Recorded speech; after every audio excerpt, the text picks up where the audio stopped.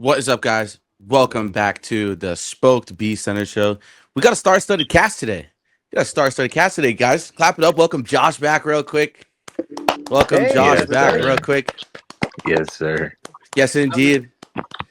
Since this is our first pod of the season, you guys remember? I know you guys remember Josh. All our hockey fans that have Uh, joined. He is an avid Canucks connoisseur, and I myself Pain, have been watching the Canucks pain this year so connoisseur. far. And oh yeah, that too. Absolutely. And we got Angelo here today, Mr. Flyers fan. How you feeling, Angelo? How you Yes, feeling? sir. Oh, um, He's back. The kid's back. yeah, I'm back. Yeah, I'm happy to be Yep. on. First hockey podcast. Let's get that one in the books. Absolutely. You know, we got Ant with us, Mr. Devils fan. Ant, how we feeling even though Jack Hughes sucks? I mean, he's our leading points getter at the moment. So I It mean, still sucks. On I'll defense, he take it. sucks. I know, but But that's why we got Simon Nemec. yes, sir. That is a good point. Devils have been killing it. Ben, the Canadians and the horrible goaltending. How we doing today? All right, we're doing good. It's all right. Sam We're fine. Sam No, Montem. we don't talk Can't about win in a it. shootout though. Yeah, Sam Montem, bitch. You know. Well, we won last game with him. It's fine. Whatever. No, yeah. But we also got Luke with us, Mr. Avid Bruins fan as well. Luke, how we doing? How we doing? How we doing? Doing pretty good. I'm liking the bees. We're buzzing. Okay. Yes, sir. The bees are buzzing, and with that gets said, you guys yeah. know. With that said, you guys know the slogan. Let's get Get negative. All right. Yes, indeed. So, since the bees are buzzing, we will save that for after. But we actually got some Canucks talk for you guys. Got some Hello. interesting Canucks talk. Josh, lead the way Hi. for us, my good man. Talk to us All about the right. Canucks So this season so far. let's just do a quick Canucks recap of the games played November so far. The first game was against Minnesota on November 1st, which nobody watched because there was a far bigger game going on in Toronto. But what I can say is we lost 5-2, and Vladimir Tarasenko owned us like it's 2016 all over again. Now we go on to the real game, the 5-4 overtime win versus Nashville, which, analytically speaking, wasn't that great for Vancouver. They looked a bit sloppy all night. Nashville took advantage of point shots. Lankinen was a bit okay in net, and due to Evander Kane and Brock Besser heroics, I mean, that shot pass by Petey was awesome. The Canucks won 5-4. Now, the next quick recap that I'm going to talk about is Chicago, because I really didn't want to talk about this game because we actually played decent.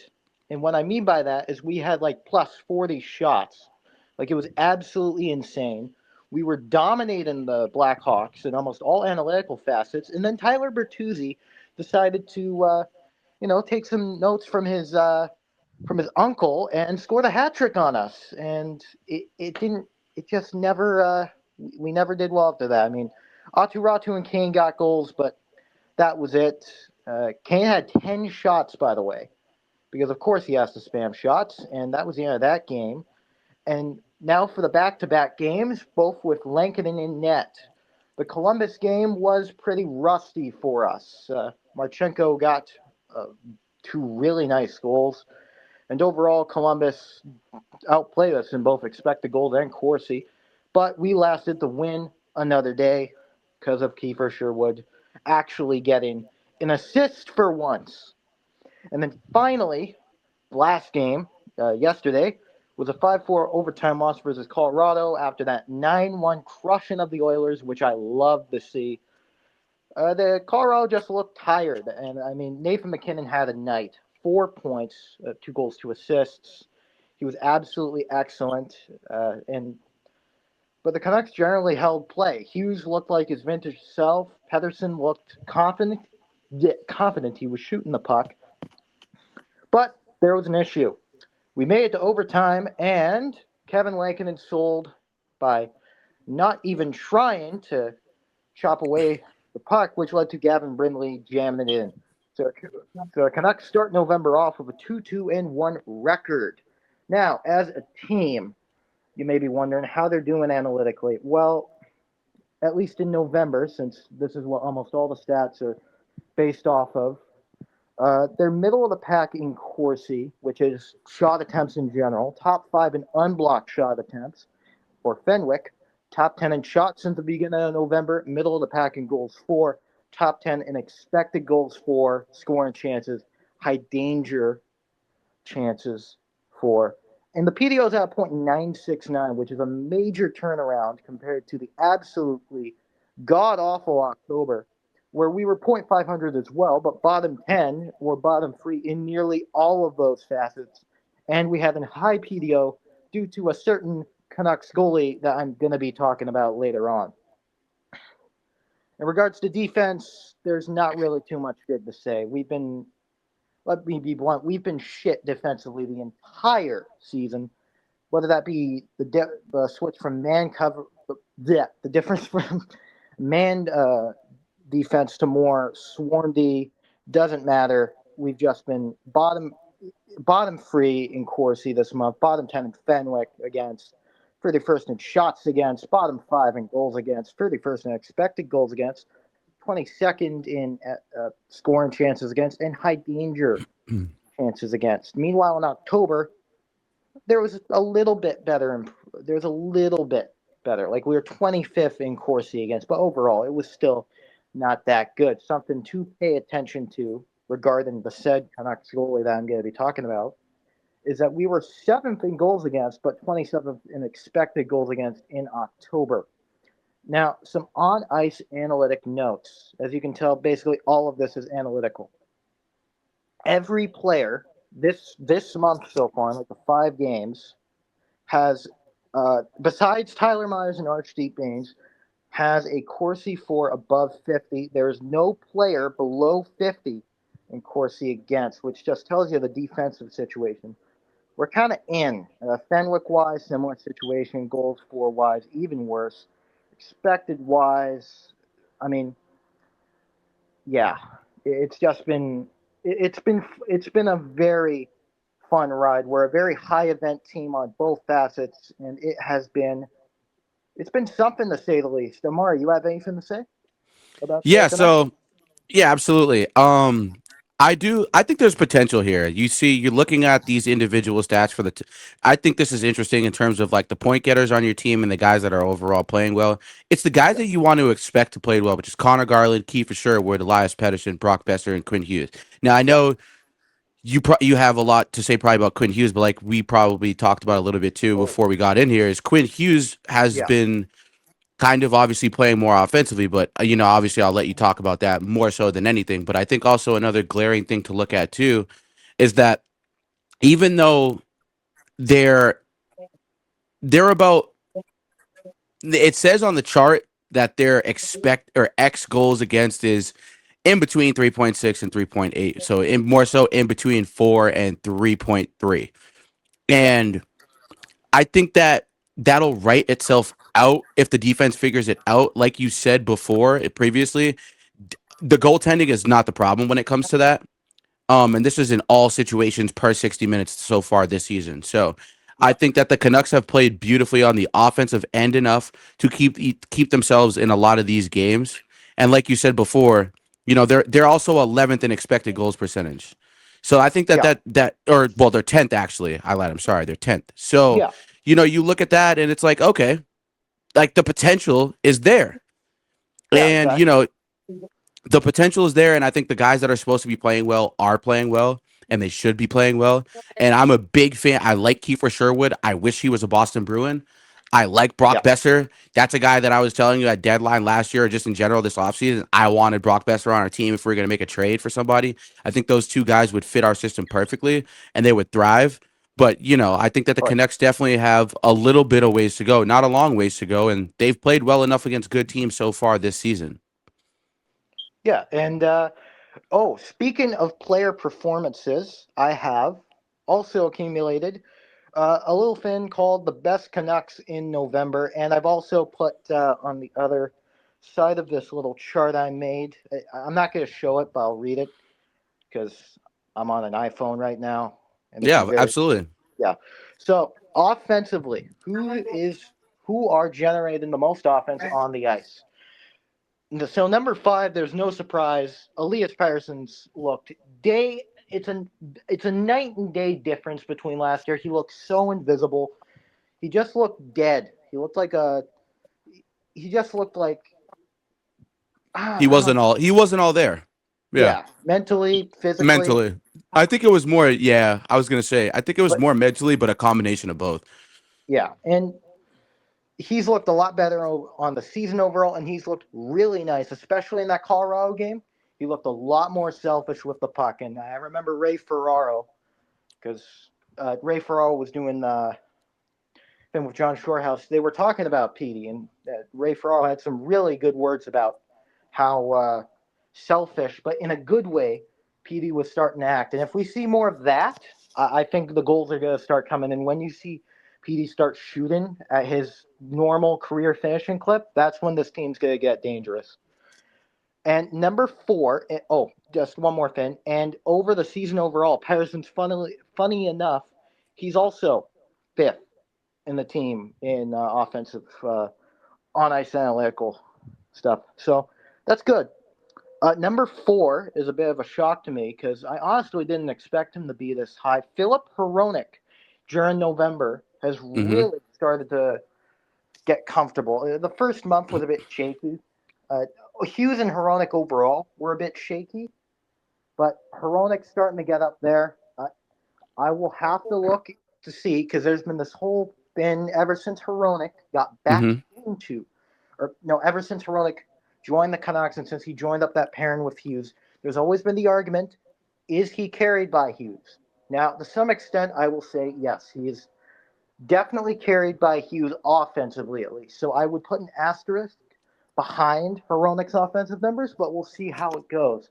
And by the way, for the entire season so far, Garland's been the 4th spot Right. because of course he is. Now, Absolutely. number 3 in November has been, well, Quinn Hughes, which has looked night and day offensively too compared to the first month, which he looked. I mean, if you watched him, he looked honestly injured, and to see him start to produce again is a great sign. I mean, funny enough, was it the game against Columbus that he got only his second 5v5 point the entire season on a Drew O'Connor goal. I mean, that's how rusty he's been to start this season. So if he continues to at least get some consistency going on, I think offensively, once again, this team's going to blow up. And I have a surprise for who's been number 3 and somebody who scored a really nice between the legs goal against Colorado yesterday. Linus Karlsson is number 3 offensively regarding expected goals for. I was shocked when I saw it, but to be honest, I'm not shocked by the fact he's playing well because he is just so good. For a guy, which I remember when they traded Jonathan Dahlen to the Sharks in 2018, I believe it was, for Linus Karlsson. Everybody thought it was dumb because Dahlen looked like such a great player. But Absolutely. I wonder who's in Europe now and who's the one putting up great analytical numbers in the NHL and also was a major part of that Calder Cup run last year. Let me tell you, it's not Dahlen. I mean, he had that one solid sprint of time a few years back with San Jose, but that's it. But the one thing I can say about Linus Karlsson, holy fuck, he is so good along the boards. He is so good on the forecheck. It's unbelievable how strong of a guy he is. Now, number 2, in November, it's Connor Garland. And this is probably no surprise because Connor Garland is always a possession and play-driving monster. I don't really need to go into that much detail over Garland's play. Right. And who has been number 2 for the Canucks throughout the entire season in expected goals for? Well, it's been a bit of a shock, but Mr. Shot Spammer Evander Kane, who cannot seem to stop shooting the puck whenever he gets it. Now, that's a good thing because obviously you want more chances than not, but calm down, on Jesus Christ. Yep. But Yeah. Yeah. yeah, I mean, he had 10 shots against Chicago. I believe he had 5 against Columbus. Pretty sure he had, he had those 2 goals against Nashville, too. He just loved shooting the puck.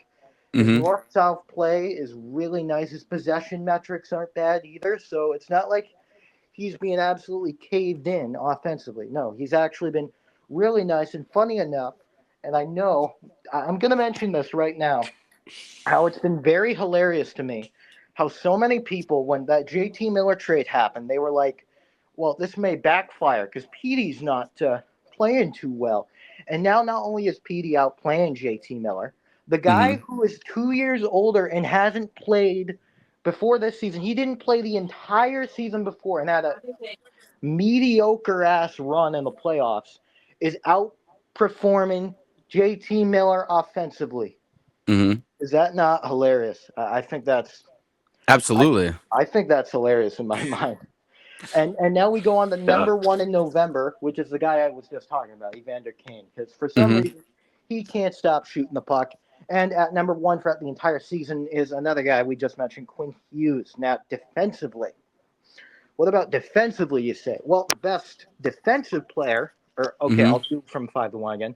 Fifth best is Max Sasson, but there is an asterisk.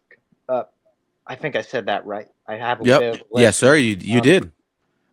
what I was going to say is there's a bit of an asterisk because after Sasson, there's really no player that you did mention that should even out over time hmm as long as the coaching, because there has been a radical coaching change in the defense and hopefully that sells itself out. But right now, it's not looking too good. And Max Sasson is not actually that great defensively. He's just up there because there really isn't that many players that have been good defensively for the Canucks right now. Now, overall in the season, fifth place has been Brock Besser in regards to defense. In hmm fourth place, and in fourth place both in November and in the season, is Hronek. Another reason why I've loved him so much this season. He's just hmm really, even when he wasn't like offensively there, he's always been steady. He's been like the one defender for the Canucks that has been consistently good. Absolutely. I think that's why he Him, compliments Quinn Hughes so well. yeah, exactly. hmm Now, I do wonder, the one thing I'm a little bit concerned about Hronek is when he plays without Hughes, it can be a bit rough. hmm But obviously, you won't see Hughes and Hronek really be off the same pairing too often, Right. except when he's with our third place across the season. I'm going to start with the third place across the season because it makes more sense. Right. DPD, Elias Patterson, the defenseman, who has been the only other defender who has really played with Hronek, and it's for a reason because DPD's been really good defensively throughout the season.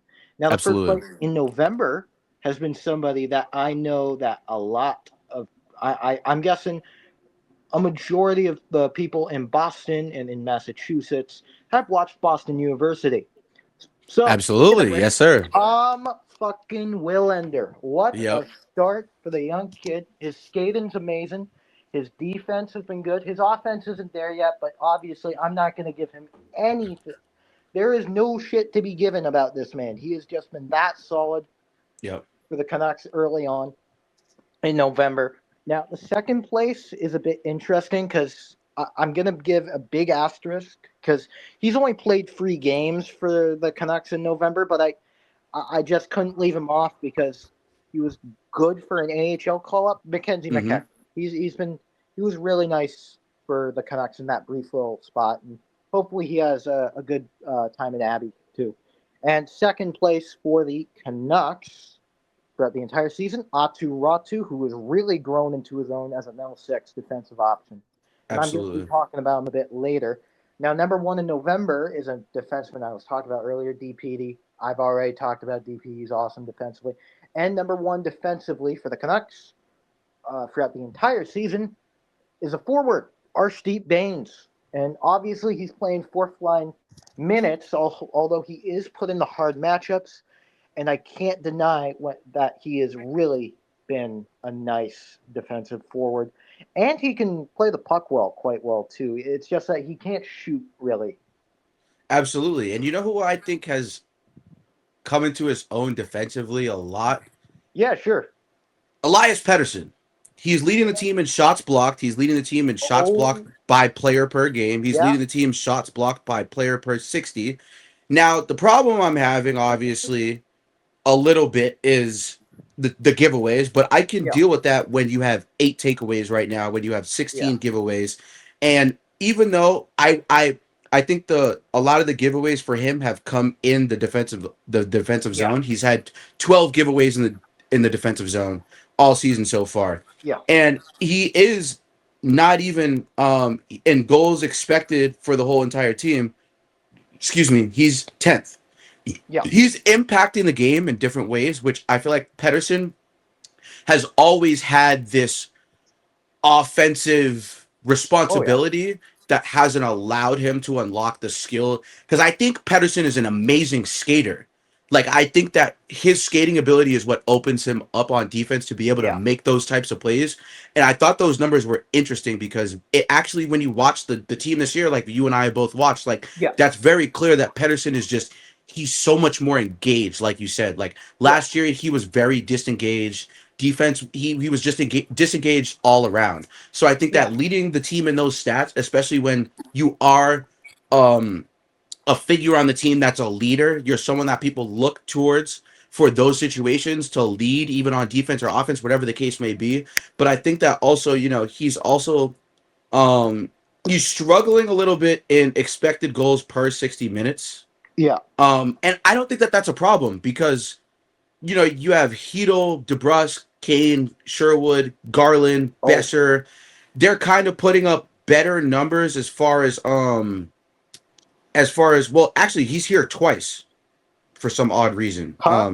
Who? He's here twice on this list. Hold on. I lied to you. He's at the bottom here on Money Puck. I'm sorry. He's actually 9th on the team in expected goals per 60 minutes. Oh, So okay. it's not even like he's playing that horribly on offense, but I think it's good that his focus is defense to offense. And it's translating. Oh, I was gonna say something. Go ahead. Talk to me. Okay, so one major thing that we need to keep in mind that Mhm. I was gonna talk about later, but I might as well bring up now that you mentioned Absolutely. Hedel. The injuries. And I mean the injuries have been so profound for the Canucks right now. And I mean you Mhm. have your best defensive center in Teddy Bluger out and your best PKer in Teddy Bluger out. So that makes him that gives him a lot more responsibility. Then you have Philip Hedel. Probably he was unbelievable to start the season. If you saw those first 5 games I before he did. got Yes, sir. fuck me. I mean, the way he skates, the way he opens up space, the way he can just enter the zone with general ease, it was so beautiful to watch. It was like watching a bunch of puppies, a bunch of golden retriever puppies. It was beautiful. And then he gets Yep. fucked by Tom Wilson. Yeah. Yep. But the good thing about Hito too is he's even though he's played 6 games and a majority of the guys have played more than 10, Yeah. he's still second on the team in expected goals per 60 minutes. Oh yeah, I know. He was That's just a testament to how well he played the first 6 games of the season. And this goes to my next point. So you're without Hedel, you're without Bluger. So you're going to need to rely on Pedersen not only for just his typical workload, but now you're going to need him on the penalty kill. Now you're going to need him hard match to the defensive zone, him Right. or Ratu, and now you're going to need him hard match against top lines as well as your more middle of the pack lines where he feasts offensively. So Right. now you got a situation where he's basically forced to play as many matchups and situations as possible. And for how much responsibility he's had throughout the season, I have to give him the biggest of kudos for how much he's stepped up. Just defensively and offensively, he looks so engaged, and I love it. I just love it. Another stat too. In the top 10 guys that have played over 10 games on the team for points per 60 minutes, Hedel is still 6th. Oh, I yeah. think That doesn't surprise me. he was on the fast track to honestly probably becoming a if you really want to think about it, probably offensively a top 4 player on this team, Yeah, no doubt. I And think I, he looked like a second line center. yep, absolutely, absolutely. And you could even make an argument he was playing like a first line center on the second line. You Yeah, could make that argument, and so I think that that was also another interesting to a interesting stat as well. yeah, and just yeah, I can go on and on about Patterson and Hedel. Let's talk about some of the worst Canucks now. Okay, yeah, And yep, there's yeah. only one name that comes to mind when I want to talk about the worst Canuck this season, and it is the Chaos Giraffe, the 6'8" menace, Tyler Myers. And oh my god, I saw watching this one that coming. dude try to play defense is like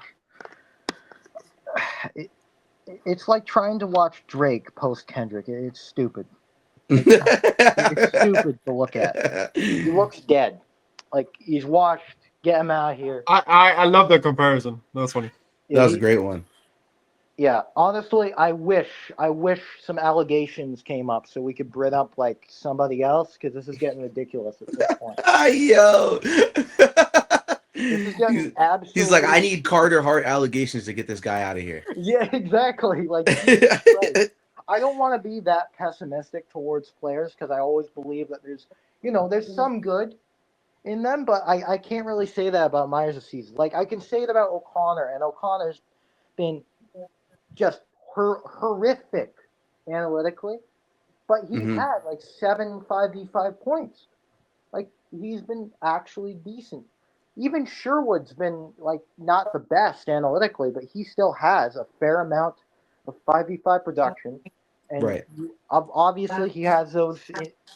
I don't like to say intangibles, but I mean he's a big hitter. He's always going to be a big hitter, and he's Yep. so good on the counter attack, and he has such a deceptively hard wrist shot. You just can't never you can never deny the guy from being a true factor on the ice. Myers, he's just bad. Like there's not really anything I have to say. He's just bad, and yeah, and speaking of another defender that I haven't talked about at all, there's a reason I changed my Instagram name from Beer and Marcus Patterson to Beer and Lance Carlson because Marcus, maybe it's the Tyler Myers effect, but he just hasn't been doing that good this season. Right. But on both sides of the ice, I mean, obviously, I didn't expect him to be at 100th percentile offensively like he was with the Penguins for that brief time because Hmm. a lot of that was due to Eric Carlson, and number two, he has never been an offensive defenseman in his life. But you expect quality defense, and obviously, as you mentioned earlier, there was a big asterisk because hopefully this team gets around its coaching woes. They turn it around defensively, but he's one of those guys which has just struggled. And uh, honestly, I'll have to look at. I probably should have done a bit of like comparisons between like Marcus Patterson with Myers versus Marcus Patterson without Myers.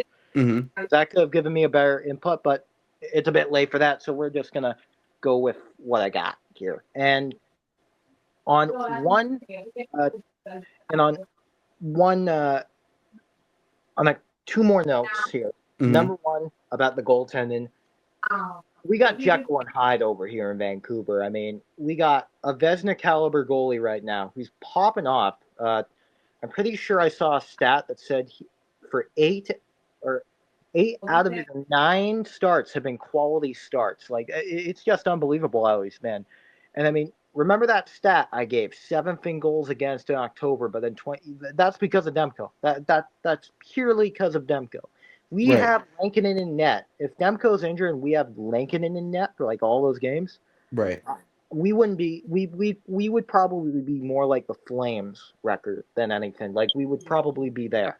But because of Demko Yeah. saving our ass, we're here in a very weirdly close Pacific. I'm not going to go ahead and explain the Pacific. All I know is that somebody, when the NHL writer room decided to figure out the Pacific, whoever was making it was on meth or something. Because I have no idea how to explain whatever the hell this division has been this season. And speaking of Lankinen, yeah, I don't really want to talk about last night. Whatever the hell. Overall, way to make 4.5 million there. But yeah, that's been like the first really bad deal I've seen by Alvin in a while. Yeah, so special teams I probably should have done more on. God damn it.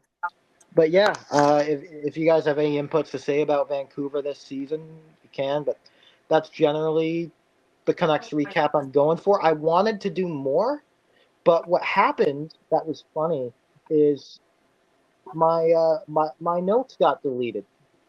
Like halfway through the pod, Oh, all my notes just fucking disappeared. So I have to kind of shorten it. I wanted to yeah. talk Shout more, out but Apple, huh? yeah, the shout out. Anyway, if you guys have any inputs, I mean, obviously Amari, you've been watching the Canucks, Yep. putting your input. I want to know Ben's opinion. I want to know Ant if he has an opinion on the Canucks. They probably haven't watched I as wish much I as did. I've watched, I but haven't watched as much, but I'll say one thing. I knew right away that Lankinen deal was bad. I knew right Yeah. away. I knew that. Yeah. I knew as soon as he signed it last year, and like I knew that what he was doing was like kind of a fluke because Vancouver Yeah. was injured. It was the number one goalie. yeah. So I knew it was like, okay, you're getting that much money for like what, Yeah, 20 hold games? on a All right, second. that's stupid. There's Oh, no. Can you guys hear an echo? excuse No me. echo from me, right? No, Okay, No. good. So Tyler Myers is fourth in penalty minutes, and him being fourth in penalty minutes. He's also he's eighth in the team in penalty minutes drawn, and his penalty minute differential is absolutely fucking atrocious. Yeah. So that it's within itself will tell you it's some Zadorov type stuff from when he first got to the Bruins. Can't wait to talk about the Bruins next, actually, after. And it's a problem when Tyler Myers is nowhere near the top for block shots. Yeah. Oh, actually, I Yeah. lied. I'm sorry. I was looking at it You- backwards. I was looking at it backwards. I'm sorry.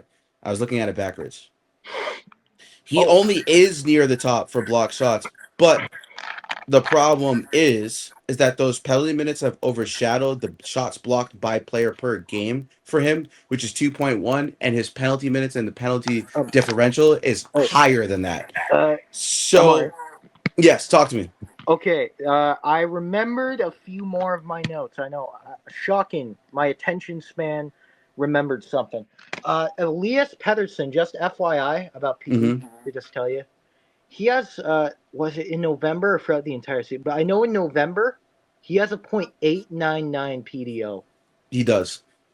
Like, if the second he starts regressing to the mean, I think it might be over for the league. It might, but you got Tyler Myers too, who's second on the team in giveaways. So what you're saying is somebody needs to call the Gambinos and do something to Tyler Myers. They might, because they might, because out of his 21 giveaways, 17 of them are defensive zone giveaways. Yeah, somebody get. Ooh. Yeah, and then what's gonna happen is the Gambinos are gonna fail, and we're gonna have a 6'8" Curtis Silva going around saying, "I was shot in the back of a cab by the Gambinos and Gottis." Yeah, might as well just times. riot like 2011. Yeah, exactly. Yep. that's Anyway. absolutely fucking crazy. Absolutely, but that yeah. is the end of the Canucks recap. Now we're going on to Boston, and where former Canucks legend Elias Lindholm played. Amari, you take the stage. Yes, sir. So awesome analysis of the Canucks. I thought that was awesome, amazing. You killed it as per usual. If you guys don't follow him on Instagram, follow Josh. It's at Beer and Linus Carlson. Yes. So go right. follow that. It was at Beer and Marcus Peterson, but he had to upgrade. You know what I'm saying? So, Yes, sir. But I will say this is very, very interesting. It's interesting. My Boston Bruins, man. I will say, although our record might not tell a different story, I'm really looking like we're gonna tail off. I think goaltending has saved us a lot when it comes to Swayman in the game because Korpisalo is absolutely fucking horrible. I think that the biggest problem that we have right now is defense and just being able to stop the puck from either coming into our zone or neutral zone, from the neutral zone to our defensive zone. There's too many entries from the opposing team. And I think when you look at this Bruins team right now, in expected goals percentage, we are 26th. Even though we have been playing decently well on offense, we are still 26th in expected goals percentage. Our Corsi percentage is 21st. Our unblocked shot attempts, we are unfortunately for unblocked shot attempts not even in the top 20. We are 20th. So I guess if you want to count that, you can, but I won't. Um, it's upsetting for me because we're playing well and finding a way to win games due to goaltending when Swayman's in the game, but when Korpisalo is in the game, it's not working. Somehow it's just not working. And I think what this team needs to do is really shake up this offseason how we can actually score goals and actually be an offensive team that's dangerous more so than relying on Pasta in our first and two lines. I will say one thing. The Minton line, the third line, has been playing exceptionally well enough to a point. And even though that we are ninth in total goals for, and with goals against, we're fifth. So obviously, as you can see, our goal differential is 2. No, -1. I'm sorry, I lied. 17th. -1, not good at all. Our expected goals for this Bruins team is 16th, middle of the pack. Expected goals against, we are 5th. Somehow, some way, we are 5th in terms of being bottom 5, not top 5. We are bottom 5 in that. So that's a testament, obviously, to what we can tell you for the defense. And our expected goal differential right now, we are 27th in the NHL. It is fucking ugly. It's fucking ugly. I honestly don't understand what more we can do. Hampus Lindholm's been injured, so that's probably attributed to a lot of that for us. But Jesus Christ, is that your TV, bro? That shit is loud as hell. Thank you. My bad. If you turned it down, that shit is loud as fuck. PDO for us as a team, great stat by Josh there. I do like looking at PDO. We are 18th, not good at all. And shooting percentage on shots on goal, we are 13th, middle of the pack. Shooting percentage on unblocked shots, we are 13th, middle of the pack. Shooting percentage on all shot attempts in total, we are still 13th, middle of the pack. So clearly, obviously, shooting's not a problem like it was last year. Trying to generate goals is not a problem like last year. I think it's turning the puck over and not even being able to defend well enough to keep the puck out of our zone has been the problem. And someone I wish we had that's on Pittsburgh, excuse me, Parker Wotherspoon. Parker Wotherspoon is playing exceptionally well right now. And I think that if Parker Wotherspoon was on this team, it would be a little bit of a different story for us. So the Bruins, for me, I think that's as far as a total team, that's really been the glaring weakness has been the defense, and the goaltending has really not been the problem here. So for me right now, I just also want to bring up the defense. Luke, I do want to ask you a question though, Luke. What do you think is the biggest problem for us?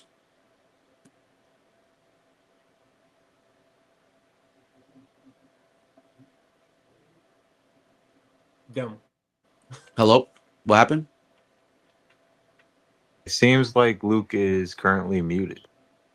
Oh, okay. All right. I apologize. So, all right. So, I guess, just going from off of these numbers here.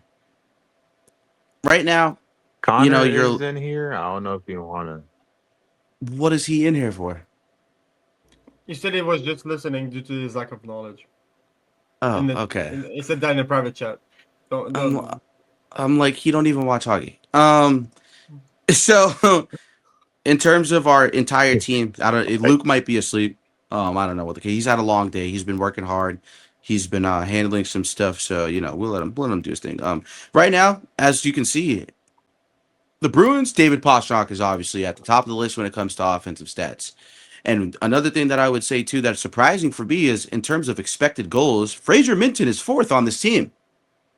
That to me, if you're watching the Bruins and you're watching this team, you can obviously see that Fraser Minton is making an impact offensively. he's doing things out there that this is what we expect from a prospect. That is obviously he is more of a project player, if that makes sense, but he's not playing like a project player right now. And I think that we have to take advantage of that. And, I hate to see right now also on my fucking screen. Oh, yeah, there we go. Fuck the Eagles. Um, goals right now. Morgan Geeky has 11 goals on our team. Shout out to David Pastrnak for that, for also being second in assists. Charlie McAvoy is first in assists on this team, 12. He's taking more of an offensive responsibility. And primary assists, McAvoy and Pastrnak lead. Secondary assists, Pastrnak and Zaka, surprisingly enough. And McAvoy is fifth. So it looks like Zaka's finding a way to be a complementary piece on this offense for this team to thrive offensively, because last year we had a lot of problems offensively, as you guys know. So that for me was the biggest thing where I felt like we had to very, very, very much improve on those things on the offensive end. And I think we're not afraid to throw pucks at the net, whereas last year we were just too afraid to throw pucks at the net. So the defensive presence for me, the most part, Nikita Zadorov. Obviously he leads the team in hits, but he also leads the team in penalty minutes. And you know what's funny? In penalty minutes drawn, he's actually second. Oddly enough, he's second on this team. So his penalty minute differential is 10, which is yeah. You kind of take the good with the bad, and shots blocked, he's third. Peak is 42. He has 42 block shots. He's first. McAvoy has 26 block shots, and shots blocked by player per game. Right now, Peak and Jonathan Aspero, oddly enough, is still there. He's only played 6 games, but in the 6 games he's played recently, he's still second on shots blocked by player per game. So it's odd that we're blocking shots, but still not able to keep the puck out of our zone, and that seems like to be the biggest problem. Now, what I will say is giveaways are definitely an issue. We have 13 guys over 10 giveaways. You're just not going to win games like that. And Pastrnak has 27 because the puck's always in his possession. But Nikita Zadorov has 23. He's got to be better. Jokiharju is third with 19 giveaways. McAvoy is fourth with 17 giveaways. Zadorov, Pastrnak, and McAvoy have to be better. Jokiharju is like whatever to me. Okay, that's fine. But McAvoy, Zadorov, and Pastrnak have to be better. And even Sean Corrali is fifth in giveaways. And he's played decently well. The first 10 games he played decently well. As of late, I feel like I'd probably say 8 to 9 games. The last 6 to 7 games, he hasn't played the best to it, or 5 to 6, he hasn't played the best of it to his ability. So for me, expected goals per 60 minutes, John Beecher is first. That's a problem. That's an issue.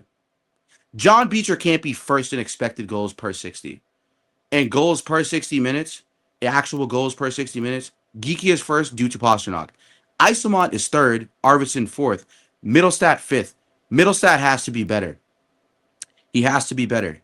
Middlestat isn't even right now on the team as I'm looking at it right here. He is injured. That is why. Yes, he's injured, but also he hasn't really played well. And just in general. Yeah. You know what I mean? In general, I don't think he's played up to the ability that we are used to seeing him. And I know I was defending the man before the season started. You and me both. Yeah, but me and you were both him better from him, even if it was in Colorado or Buffalo or whatever, or even last year with Boston. I thought it was pretty good, coming into a new system. Absolutely. I don't know what happened. I don't either, and that's what probably again a new system again because of a new coach. But again, you have to be fit. You're 25. He's 25, 26 years old. Yep, absolutely. It's not his first rodeo. Exactly. Yep, and you hate to see that. And obviously, like you said, he's injured, so I can't be too hard on him. But if you look at also goals per 60 minutes, right now, assists per 60 minutes, Pavel Zacha is first. So it looks like Pavel Zacha is moving the puck. Lowry is second, which means Lowry is not completely inept. I know we've had issues with talking about Lowry and his defensive presence, and it almost is non-existent. But what you would also like to see from Lowry too is him to be more aggressive in the defensive zone, so that he can actually create plays offensively. I feel like he's a good skater, and a good enough skater where, oh shit, Quinyon Mitchell is down and should be worried. Fucking Wow. yeah, he's down. And he looks like he's hurt. Um, Wow. shot attempts per 60 minutes. David Pastrnak obviously leads the team. Victor Arvidsson, Michael Eisselmont round out the top three for the team. So you're seeing a little bit of, I don't want to say stagnation with certain players, but you are seeing the difference between certain players' roles. And I hope the Bruins use this to their advantage throughout the season to try and elevate certain guys for trade value so we can get more elite or great players. I'm really not sure how much that would be into account for that. I don't know who we could get. I don't know what people would want right now at this moment on our team. So right now it looks like we might have to ride out with this team for the rest of the season. And I hope we right the ship somehow on defense. And for me, it just looks like offensively, the only guy that's really making a difference is Charlie McAvoy, and defensively, Nikita Zadorov is actually second in takeaways. McAvoy is also, I think, if I'm not mistaken, McAvoy is first. Um, and it's just concerning. I think, well, actually, they're tied for first, both Zadorov and McAvoy, even though they are both up there in terms of giveaways, in the top five for giveaways on the team. So I just think that this Bruins team has a lot to prove. There's a lot that this season, they said they're not here to lose. McAvoy came out and said it. They're not here to lose.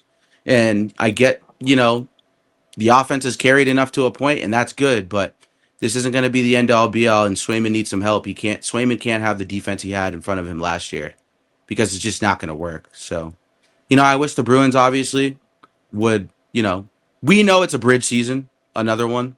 Um, we got James Higgins. That's on to look on the bright side of that. But we are in the same situation the Celtics are in. It's a bridge year.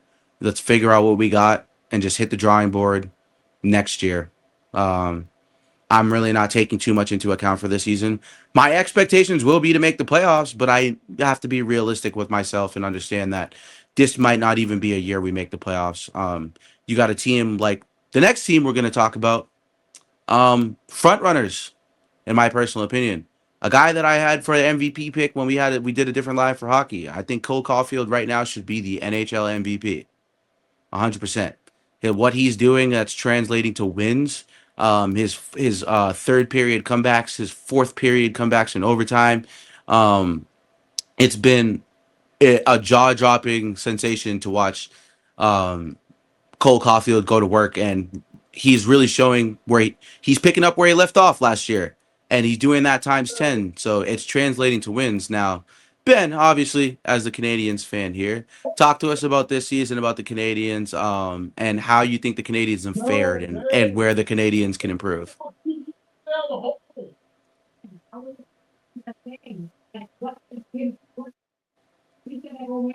I'm muted. That's a great start. Nice, good, Good nice, start. No. Hey. nice. Come What on, was that? man. Not because I Yeah, was eating. I'm it's eating all right. dinner. It's all right. It's all right. It's all right. So I'll start by saying the team in general has been pretty good. We have, like you said, we have come back to where we left off at the end of the season last year. Like getting in the playoffs, but that's what, like, at the end of the season. We were struggling, and this is kind of the same right now. But the offense is there. We have two guys above a point per game. And there's with like 1, 2, 3, 4, and five others like above 10 points. And two of them are rookies. Demidov and Kapanen. So that tells you the offense is there. Now the problem might be the defense and the goaltending. Now that's where it starts to get dicey. Dolbesh is not a problem. 7 games started, 6 wins, 1 OT loss. And the OT loss was to New Jersey last Thursday. So this isn't. Yes, sir. You don't talk.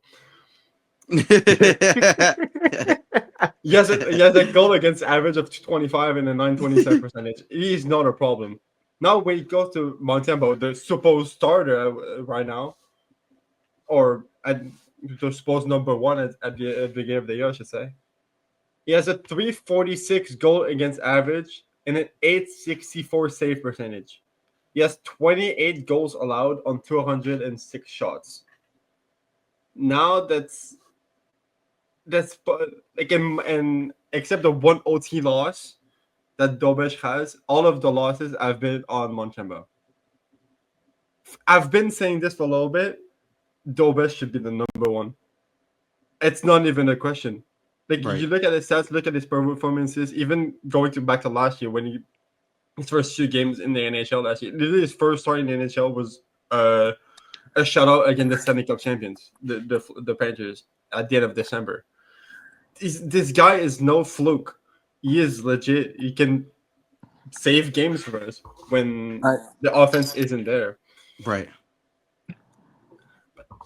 If I you have to agree here. Dobish, based off of the limited games I've seen, he's just really fucking good. like in 23 career games, he has an goal against average of 258 and a save percentage of 912.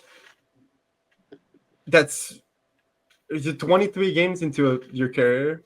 I know he's not like young by anything. He's like 24 years old. That's pretty normal for like his first rookie. It's the same like his rookie season because he didn't hit the cap maximum for a rookie last year. Mm-hmm.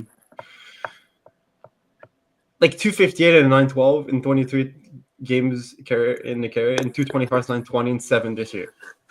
Like this guy is no slouch. He's legit. But I have to pull up the stats because I don't have them in front of my face. Unless you can do that for me. Like the advanced stats. Whose stats do you need? Advanced stats, like of the team and whatever. Oh, yeah. I'm on Natural Stat Trick. I could look it up. What are you looking for? No, anything.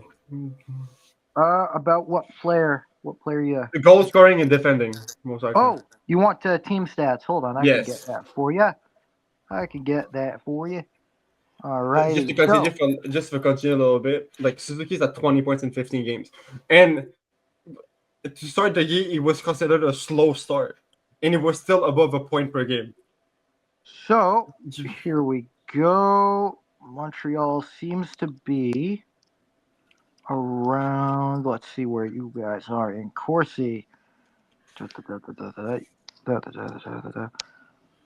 Surprisingly, not the best in regards to Corsi. More in the. You guys are 2 spots away from Vancouver, so that says defending or offensive. right, offensively. Okay. Offensively. But you guys, the Canucks already scored a lot of goals, so do we. Offensively, you guys in Corsi 4 per 60 are 28th. Oh, jeez. I didn't think it was that bad. And then in defensively, but that's why my thoughts might get dicey. Defensively, you guys have actually been a bit better than your offense. So that's surprising. I thought it's the opposite. And in regards to expected goals, you guys are around middle of the pack in regards to expected goals 4. And then in regards to defense, it's actually around the same thing. So you guys are just about. You guys are with the Toronto Maple Leafs for just around 50% in expected goals total. Okay, well, I thought it was the completely other way around. I thought we were better offensive than defensively. That's actually very surprising. It's the other way around. Offensively, it is. I mean, obviously, based off of what I'm seeing, I mean, Slafkovsky, Suzuki, and Caufield have been playing out of their mind. I just expect them that I'm not gonna. The words I don't have to describe how good they are, but overall, it seems like after that, like it just seems to fall off a little bit. I think I see that Josh Anderson is single-handedly tanking your team. Yeah, he's been not the greatest this other year. Yeah, like the bottom 6 has been really questionable. Yeah, like Anderson, Evans, and Veleno have been. Yeah, the analytics back this up, people. Veleno, Evans, Anderson, they all look like they all just Yeah, they look like Eric Goodbranson right now. They just Yeah, aren't this that good. is yeah. It, They look like Adonai Mitchell trying to score a touchdown. They just aren't that. Yeah. What? Yeah, the best Montreal Canadiens by far. Okay, well, the best defender, the best defenseman has got to be Dobson, but that's no yeah, surprise. that's no Dobson's surprise. awesome for Montreal. Slavkovsky's been great. Caufield's Sofka, been great. it's the Demidov. best for Sofkowski. It's the best start of a season he's had so far. Like it Yeah, was always deemed to be slow at the beginning of a year. It would yeah, always pick it up like in the like in like January, like February. yeah, But now he has started very well. This is his best start in probably his whole, because I think it's his fourth NHL season. yeah. Yeah, overall, It's his best start. I see a lot of really nice players on the Canadians. Their defense, the one thing I noticed the most about the team is just how mobile they are in regards to their defensemen and how quick they are. Yeah, we're a very speedy team. Yeah. Yeah, especially within that defensive core. When you guys were playing Vancouver, I was the way your defenseman moved the puck. I wanted to shoot Tyler Myers. I wanted to shoot our entire bottom four D core because they didn't look anything like it. So yeah, it just yeah. And okay, just one more thing before I mute myself, and this is Yes. regarding the previous team since I didn't get a chance to really say anything. What's going on with David Pasternak? He's been dealing with knee tendonitis for about Oh, okay, because yeah, over a year now apparently, and his like numbers have not been great. That's why I'm really no, wondering. His analytics have been tanking. But and thanks for that. tendonitis Yeah, is and This is yeah, tough to deal with. Yeah. Pedersen had the same thing since the All Star break last 2 seasons ago. So yeah, it's tough to get out. Anyway, I'm gonna mute myself now. Ben, you up the floor? absolutely Yes, thank you. To go back, I guess I'll go back to like the scoring and stuff. Like Suzuki's at 20 points in 15 games. Caufield is at 18 in 15. He has 12 of those. 12 of those 18 points are goals. Like 12 in 15 games. That's what we expected from the way we drafted him. He was always known as a goal scorer and just him. And with the fact that he was small, that's why he went 15 overall. right. But he was always known as a goal scorer. That's what he was known in. It was not college. It was a development program. Yes, like 12 and 15. At this point, if he just keeps going, he's gonna get 40 at least. And he's battling like the guys that he's battling with, like for most goals. If I check like real quick, he has goals, no points. But of course, McKinnon has 14 because the last 2 games he has like 10 points combined. Right. After it goes McKinnon, Caulfield, Gauthier, Crosby, Horvat, Geeky, Leo Carlson, Celebrity, Kaprizov, Johnson. That's who I have. That's the top 10. To be above, to be in the list with those guys. Crosby, by the way, on the side note, at his age, to be tied for third for goal scoring is just insane. The Penguins have been crazy.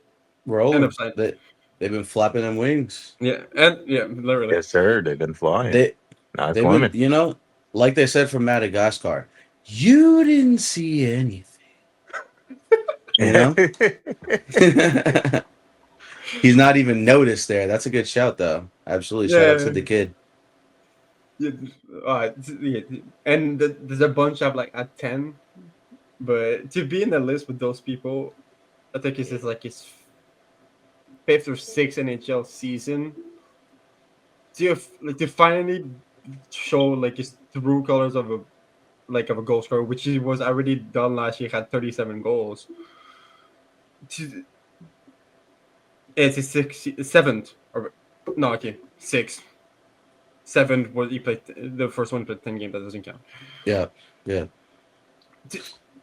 Because he has 30. Last year he played 30 all 82 games at 37 goals, 70 points. Now he has 18 points, it's 15, 12 goals. If you continue like this, that's easily 40, 45 goals. And Absolutely. I know like his shooting percentage right now is really unsustainable. He's at over 30%, and then that's gonna come down eventually. And I'm fully aware of that. But last year he finished at 15%. Okay. And in 22-23 he had 26 at 46. That was 16% as well. So it's like he can shoot the puck and obviously can hit the target. We have seen some of those goals. The shots and the places where he places those shots are just nuts. And he's obviously a true sniper. And with time he has grown into like a more complete player and stuff. That's why like one year he had a slow down year in like 20.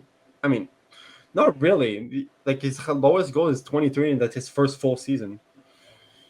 So it's like he can shoot the puck, obviously, and he has 6 assists, which makes him a full complete player, in my opinion. He doesn't play penalty kill, obviously, because it's way too small for that. But Yeah, he's more. Jalen Hurts just threw a pick and fuck you. He's more defensive than when he came into the league, and Suzuki has grown his game throughout the years as well. He's becoming better and better. Hudson, second year, great start. 13 points in 15 game, and we cannot talk about Demidov. Oh no, he fumbled. I'm sorry, but yeah, Demidov, amazing. Yeah, I want to hear your thoughts. 13 points in 15 games. Yes, he's a +5. It's four goals and 9 assists. The shooting percentage right now is 22.2%. That's gonna come down, but it's like it's not like a big thing, and like Caufield was at 30%. Right.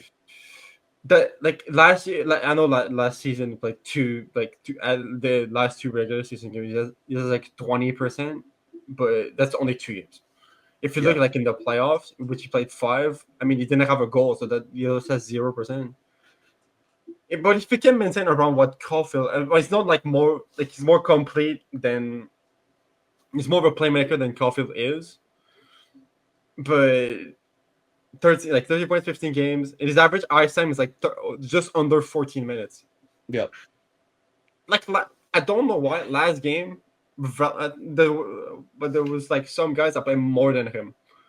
Like, bro, it's the most offensive-minded guy, most skilled guy on the team. Why are we not using him in clutch moments? Right. Thank God we won against Utah, but New Jersey, that's basically what we lost the game because we had like just over 13 minutes. If I like check really quickly, I'm pretty sure it was just above 13 minutes. Yeah, give me 2 seconds. I'll be right back. Keep going. Yeah, you're good. It's even worse. He's the two of the forwards under 11 minutes, and the other is Bolduc. If you don't use your most skilled guy for only less than 11 minutes, that's not right. Like you have Valeno at 12:44, you have Anderson at 15:56, Evans at 18:01. I know those guys are like playing PK and stuff, and that's fine, but you don't. It's just something. But this kid is just special. He has been great to watch. He has been. He has been. No. He has been special. Yeah, he has been very special. From when he played his first 2 games last year, the playoff wasn't the greatest, but his first 2 games last year in the regular season is this year so far has been what we have been advertised when we drafted this kid at 5th overall in 2024.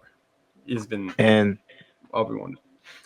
And I guess that's the statistical reason y'all lost to us, but like the real reason y'all lost to us is because Jesper Brad's your father.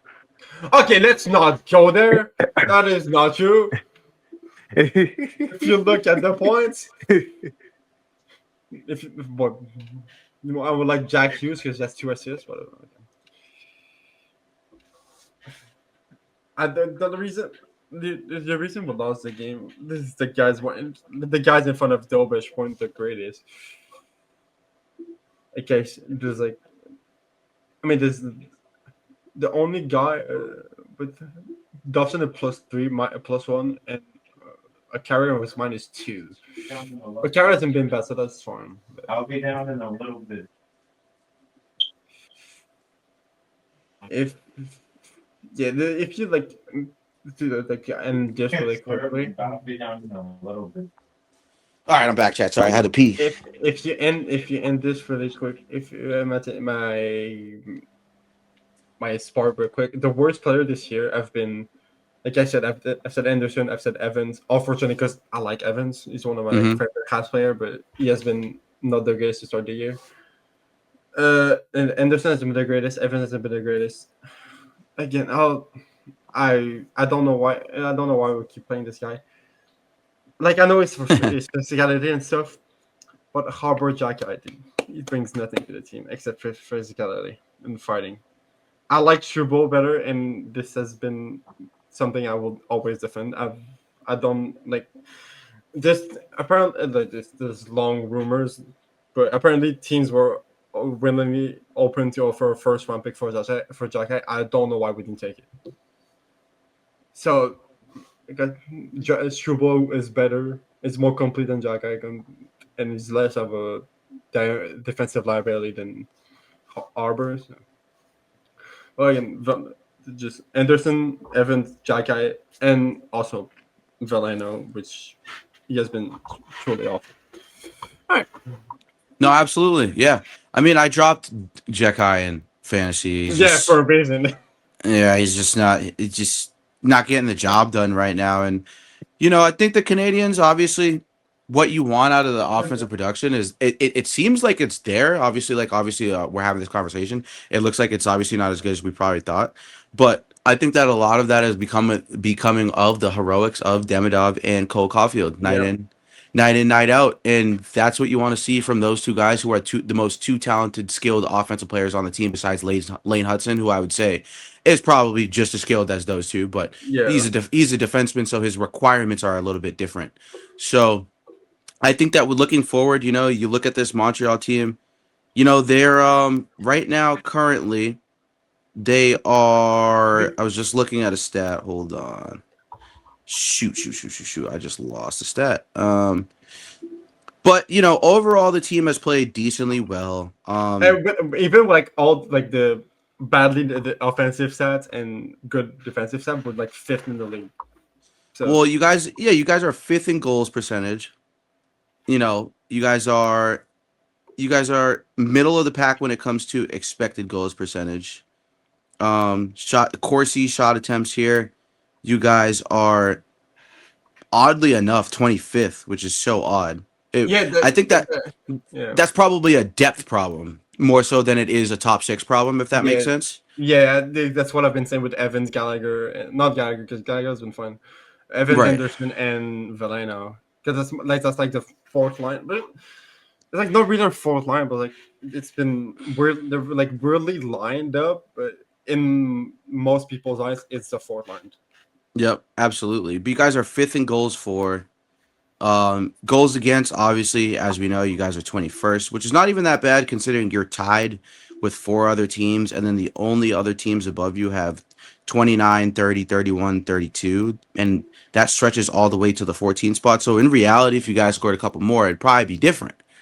You know what I mean? So, and the goal differential, you guys are 5th in goal differential, which is awesome. I think that tells more of a story with the goal differential than it does the goals against. Expected goals for, you guys are unfortunately 28th, which is so funny to say because it's 5-on-5 most of the time, and that tells me obviously the games that you guys have won with your record, it's been in overtime a lot of the times, or late in the period. So I mean, we have like like a lot of overtime wins. Yep, exactly. I can tell you that really quickly. Yeah, absolutely. Talk to me. Like if you look at the schedule, I think it's like 4 overtime win. Because we have won the home opponent we have won against Seattle. We've won against Calgary, against Seattle again, Nashville. So there was 4 alone in October. Yep, And absolutely. if you look in November, I think we have one as well. Yep. And to beginning of last week, we lost against the Flyers in the shootout, and we lost against the Devils in the OT. So that Mm-hmm. was it's 7 in like 15 games. That's half our Yeah, games. absolutely. Yep. And I think that really the story, obviously, as you've seen, has been goaltending. Yeah, Obviously, you guys on the chart here, you guys are in the bad section on the chart, as it says. yeah. It's I'm not surprised to hear that because Montembeau have been it's probably bringing that down. and it's per 60. So, you Yeah, know, I think that it's obviously goaltending's the issue. The depth might be a problem, and you might, if this team is aggressive at deadline, that could all change. You know, and we have been in talks for second line center for most, and that's the same for most teams in the league at this point. But we have been you in talks for a second line center for a while. really. Yeah. So But, you guys don't trust no, it's not we don't. It's not we don't trust Kapanen because he's been very good. right. But this guy, like, he's good, but he's not like second line caliber good right now. And Okay, that's fair. and we have Michael Hayes coming, which is gonna be the 2C for the foreseeable future. Right. So the guy we will acquire, if we do acquire a second line center, would be like a stepping stone to Michael Right. Hayes. Yeah, absolutely. I And mean, again, that would be good for the depth that bring Kapanen down, and that would expand the depth a little bit. yeah, no, that's true. That is a good point. That's a good point. I do agree. Yeah, I mean, I like I said, even though I'm a Bruins fan, there's a lot of guys I like on the Canadiens this season, especially Demidov and Caufield. I've always liked Caufield, so I'm And, uh, I'm hoping, and I like obviously Pasternak, so in our bridge year, there's no. I hope you guys can do something and beat this shitty ass fucking Devils, who they're not shitty this year, unfortunately.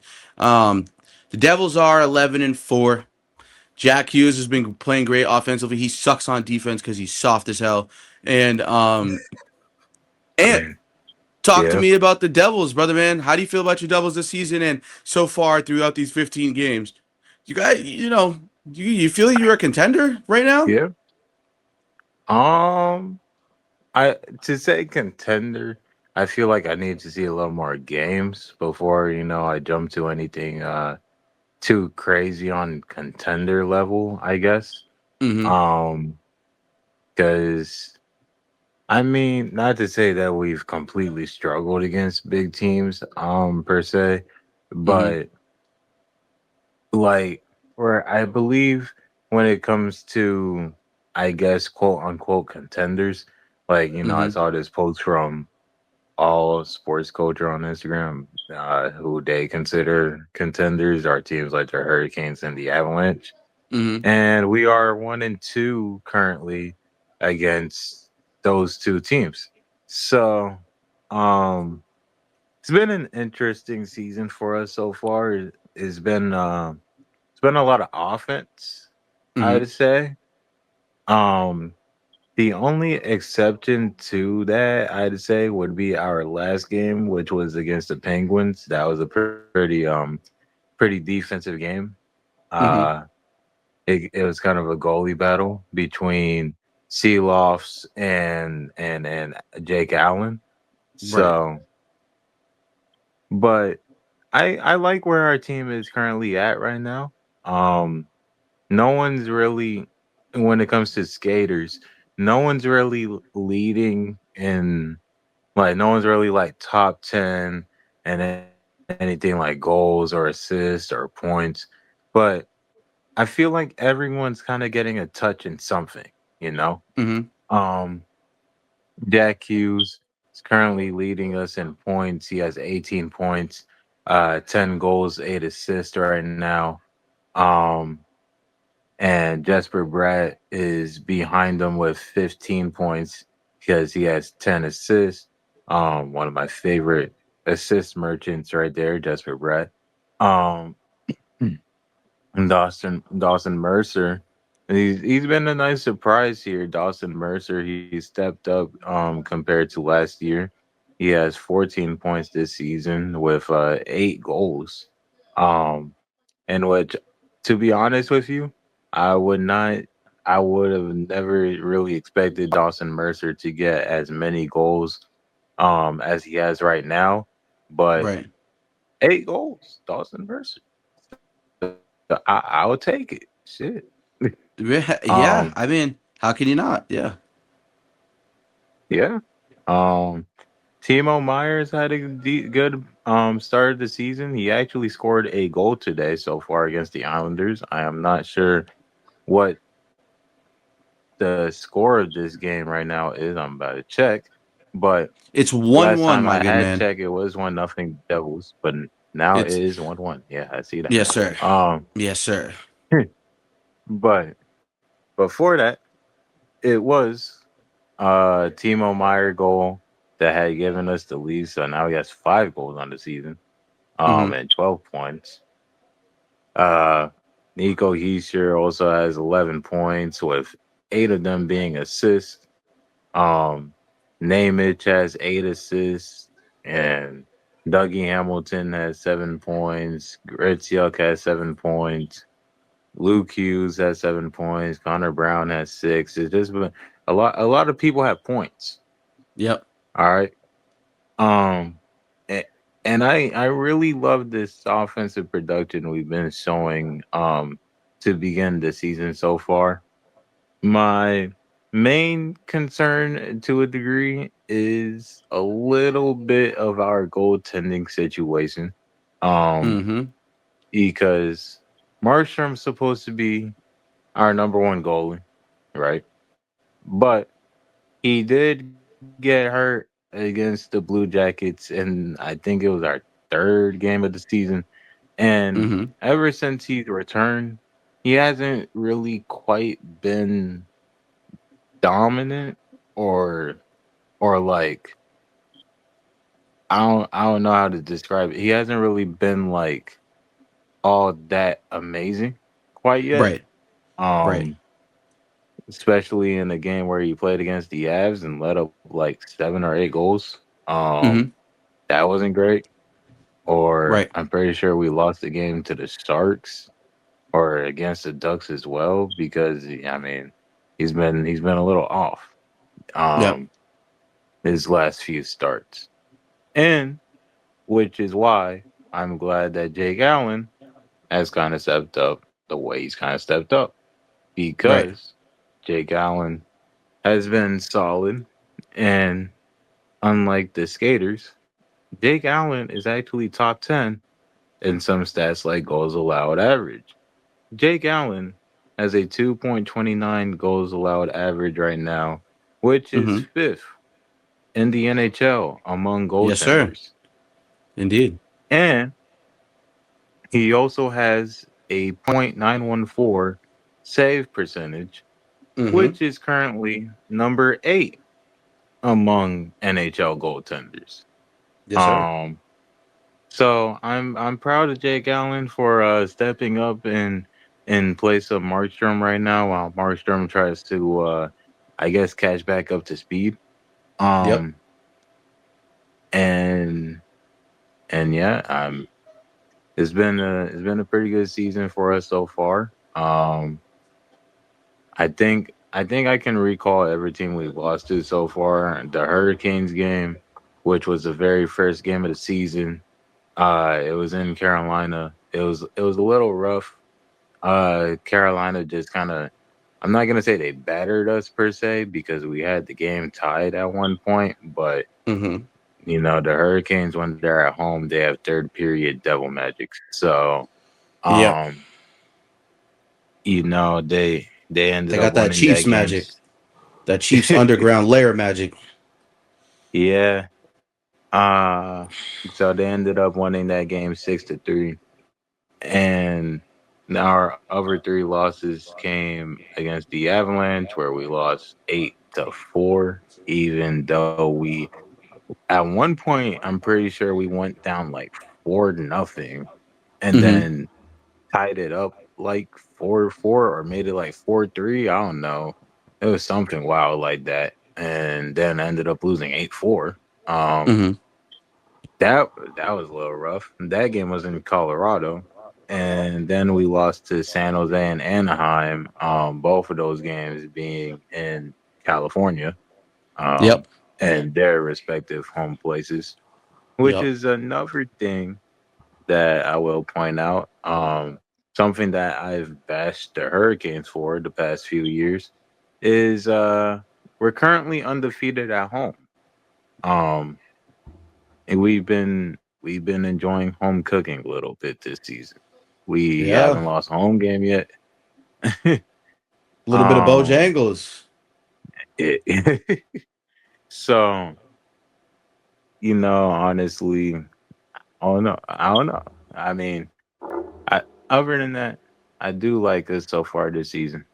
Um, I don't exactly know how to get into like the like extreme stats, like how you, Ben, and Josh got into, but It's all right. I can take care of that for you. So I think what you've obviously caught because you've been watching. So it's clear that you've been watching. Goaltending has been the story because you guys are 26th in goals percentage right now. In expected goals right now, you guys are ninth. So it's not like you guys are playing horrible. You guys just aren't capitalizing on chances. Shot attempt percentage, which is Corsi percentage, you guys are 16th, which is middle of the pack. Unblocked shot attempts, which is Fenwick percentage, you guys are 18th, middle of the pack. In terms of total goals for, you guys are 14th, middle of the pack. Goals against, you guys are near the middle of the pack, 22nd. So you guys are in the bottom 10 for goals against, which obviously isn't a translation of goaltending. It's really about the defense for that. And as far as goal yeah, differential, this is not good. You guys are right now for goal differential, you guys are 26th with -5. Expected goals for, you guys are near the bottom of the league and 24th. Expected goals against, you guys are 17th, so middle of the pack. So as you can see, it's really more so a depth thing than it is a top six thing, kind of like how we were talking about that with Ben's team. Um, with the Canadiens, it's similar. Goaltending right now, which is the opposite in terms of the goaltending. Goaltending has been an issue for Ben, whereas goaltending has not been an issue for you guys. So I think that the depth problem on defense is probably definitely there, the same way it is for the Canadiens. The depth problem in terms of the bottom six is definitely there for you guys. I think that obviously you guys being 11-4 is really a testament to the goaltending, like you said itself, and Jake Allen being literally almost top. Like I think he's actually, in terms of the analytics I was just looking at too, he's like top seven in every stat, pretty much at this point, all the way up until this point in the yeah, season so far. So like we've said it's 15 games, it's early. I think that the Devils have looked great, even though I'm gonna shit on them because I don't. I think Jack Hughes is overrated, but I think that regardless, Jack Hughes has played great offensively. The goaltending has been good, and it's just a matter of the depth and figuring that out. So the Devils definitely have a chance. Now another team right across the border, Flyers, the Philadelphia Flyers, huh? Um, yes, sir. I don't know if Angelo and Micah are in here, but I'm here. Angelo is in here. awesome, awesome. So the Philadelphia Flyers, man, they've been a healthy surprise so far throughout this season. They've got some quality wins against some good teams so far to start the season. That's the type of improvement you want to see. But like Josh said, don't know why they're dumping the puck with Michkov on the ice. Sometimes that is kind of foolish, but in terms of that stuff, that'll work itself out. Angelo and Micah, how do you guys feel about the Flyers so far this season, and how do they look to you Can you guys? hear me? Yes, we can. Yeah, Angelo went somewhere, but here's Micah. All right. Well, first things first. I think the Flyers are doing good so far. The only thing I want us to change is that we had to shoot the puck more, and that we're getting outshot every single game. Like for example, with that win against Nashville, they came to us. I think it was like 35-15 us. Mm-hmm. Granted, we won the game, but we looked horrible defensively that game. Right. Vidar, but oh my gosh, the Vidar saved our asses so many times. So Mm-hmm. props to him. Other than that, I feel okay, but we just need to get more shots on net. And then Absolutely. Before, and then once we get to point totals, Zegers leads us with 16 points. Then it's Konechny with 13, Cates with 10, Couturier with 10, Brink with 9, Dvorak with 9, York with York with 9, Michkov with 8, Forster with 7, and then Jaws with 7. So I would want to see Couturier step up a little bit more. Mm-hmm. Granted he's up there in age, so he's not what he used to be, but I think he could be more when he was younger. And one thing I want to address too are the comments against what he said against about Michkov. He wasn't Mm-hmm. calling him out. He just was saying he wants him to do better or uh or something along those lines. But people kept taking it out of context. He wasn't shooting Michkov down. Mm-hmm. But I feel like there's nothing wrong with what he said. Another thing too, benching Michkov. I don't know what's going on behind the doors, but something has to change because benching him is not going to fix his what you call it, his confidence Right. at all. And I think he's averaging like under under 15 minutes a game if I'm not mistaken. Mm-hmm. So Micah, that, can I chime that's in on that real quick? yeah. Go ahead. All right. So honestly, like you said with benching Michkov, that doesn't help the situation. He only has 3 goals on the season, and we've been in how many games? 15. Yeah, And speaking on people who don't have a lot of goals, Zegras. I want to see Zegras just ball out this season. We got him for basically what? What did we trade him? I forget at this point. like But first round pick or something like that. yeah, we gave him. I think we gave them. Yeah, I don't know. We gave them A like sec, a second paling and a fourth round pick. All Okay. right, thank you. I mean, for that, right now, I think he should honestly have more than 4 goals. Max Mm-hmm. right now 8. But leading our team on goals, Konechny, Brink, and Tippett. I mean, listen, Tippett, he's up. He's getting up there. So like, I'm not shocked. 5 goals. I forget which games he scored in, but that's not bad. That get it like the older players. I feel like they got to like. I don't know how to explain this right now, but it's like they have to take more of a lead and start letting the younger guys score, if you know what I mean. Like they got to start just passing it more. Zegers has 12 assists with 4 goals. Mm-hmm. So Zegers is passing the puck around like it's nothing. So I don't care Yeah. about that. I just need to see his goals go up, and we got to get Michkov like bench. We got to get him. We got to stop having him bench. Well, oddly enough, Zegras is actually in the sniper category here on the chart for Really? in terms of expected goals versus goals. He's in the sniper category with Michkov, who is a little bit above him, but he's at 0.525, and Michkov is at 0.6.75. All right. So I think that Zegras is actually the shots are there. I don't think the capitalization is there. Yeah. That's really what it is. And then you look at the Flyers just overall too, goals expected or goals percentage so far, the total goals percentage, you guys are 12th. In expected goals percentage, you guys are 12th. In shot attempts percentage, which is Corsi percentage, you guys are 19th, so still middle of the pack. Unblocked shot percentage, which is Fenwick percentage for those who don't know. You guys are 17th. The goals for you guys are a little bit towards the middle of the pack again for that. You guys are 20. Well, actually, you guys are kind of bottom 4. I lied. I'm sorry. You guys are 29th, and goals against. Oddly enough, bro, you guys are not that bad in terms of goals against. You guys are 26, but then again, those numbers are close. The next 4 teams above you guys are all tied at 28, and then the next 3 teams above 28 are all tied at 29. So you guys aren't that far off from the total number of goals in terms of goals against for some of these teams, because then the highest one that's above the 3 at 18 or 20 that I just explained to you, the only 2 teams that have 35 and above are all at the 10 spot to the 7 spot, which is San Jose, Detroit, Pittsburgh, and Ottawa. So it's not like you guys are far off behind because remember, we are only 15 games into the season.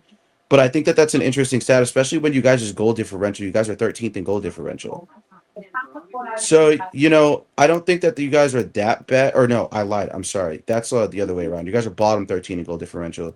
You guys are in -2, which is 21st. So more so middle of the pack than you are towards like the higher side for that. So the expected goals for as well. You would like to see these numbers change for expected goals for. You guys are almost dead last in expected goals for, which I think is a Jesus testament. Christ. But it's a testament to what you guys just said, right? It's perfect, like you guys perfectly explained it. Like it's just you guys want to see pucks on net get to the net more and create more chances off a rebound. So they also keep track of shots off rebound here. Um, expected number of unblocked shot attempts that miss the net. Um, you guys are sixth, which is not good. Oh, Um, damn. you know what I mean? So it's not even like, even though you guys are not shooting, when you guys are shooting, it looks like you guys are missing the net a lot more than other teams here in the league. We are. I can testify to that. It's just It's like 15 So, this year.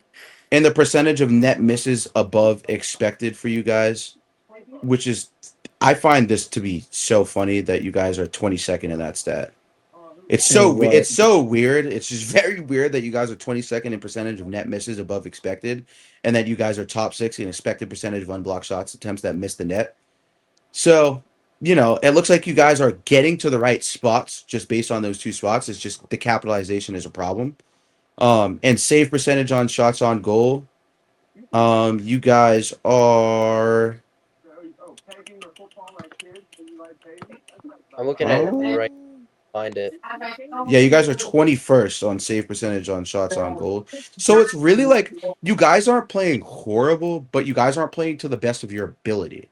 And What's I feel like goaltending definitely has been a factor in a lot of these games for you guys. You guys have been getting good goaltending at the right Yeah, moments. Maybe not all together, but definitely at the correct moments.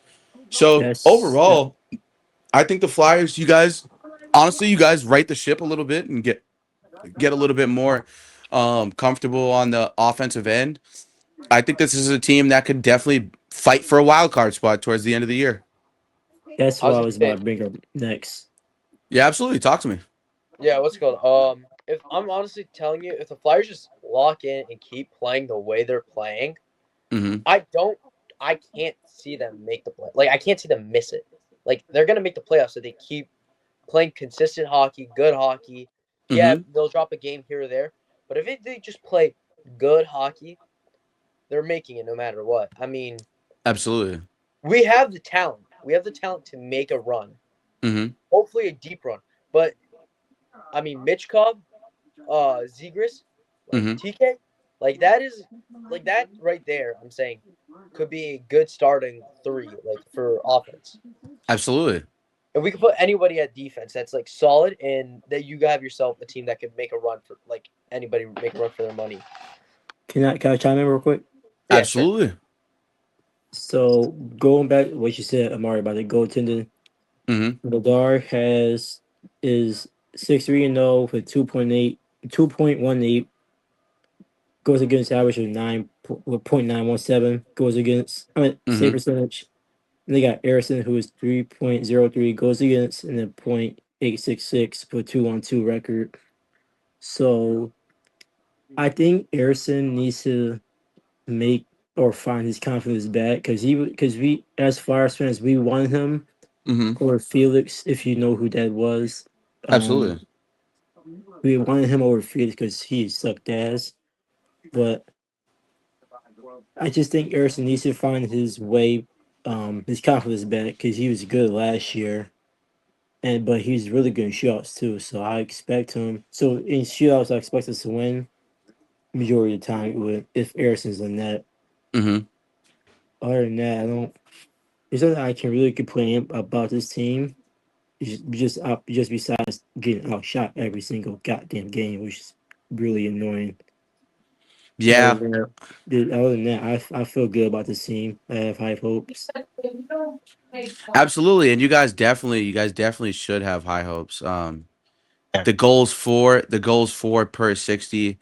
You guys are also at the almost at the bottom, and it's weird how your record says otherwise. I think that you guys have been playing well in the moments you guys need to play well, and that's what matters most, especially in the beginning of the season, to position yourselves to make a little bit of a run here before the trade deadline, and then you guys can reevaluate at the trade deadline and see what you guys want at the trade deadline. And I think that you guys could definitely use some defensive depth for sure, in the sense that you just need a couple more reliable guys on maybe the second pairing, or maybe even the third pairing, that maybe could alternate some games there at the end of the push, or play some valuable minutes to come in there and actually make a difference. So I think that I'm kind of even though I'm a Bruins fan, like I said about the Canadians too, like I like Michkov. I have high hopes for him, like Angelo said.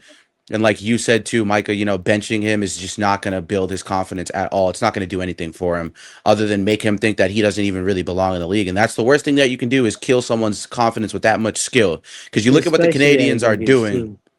You look at what the Canadians are doing for Demidov, and Demidov is just thriving. He's just getting the minutes.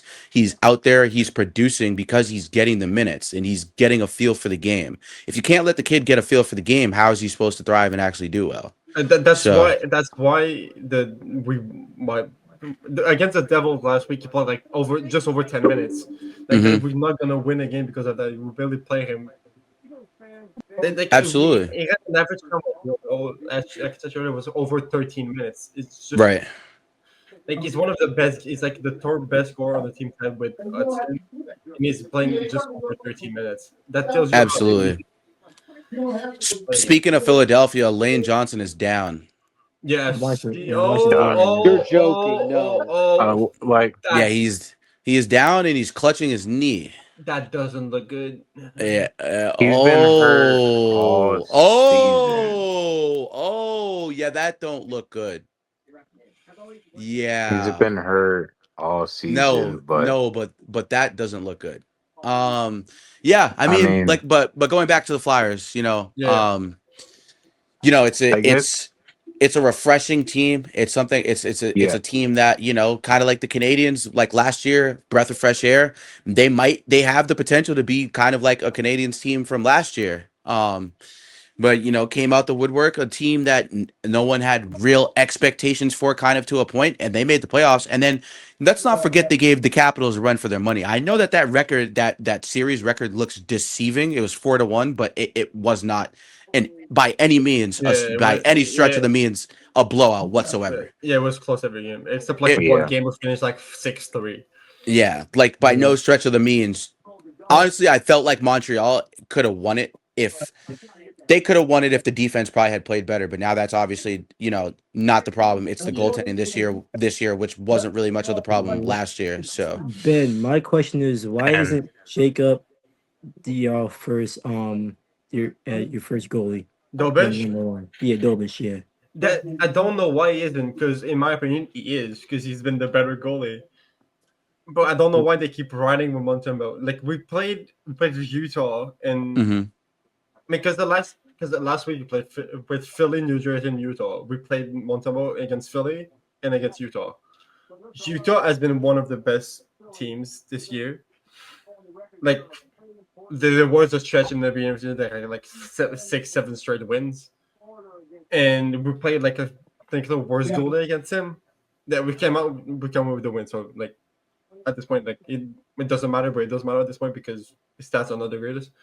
But you just have to ride with the hot goalie, which what Dobesh is. You don't like this man. Dobesh got emotional after losing OT against the Devils, and he blamed it on himself when it wasn't his fault at all.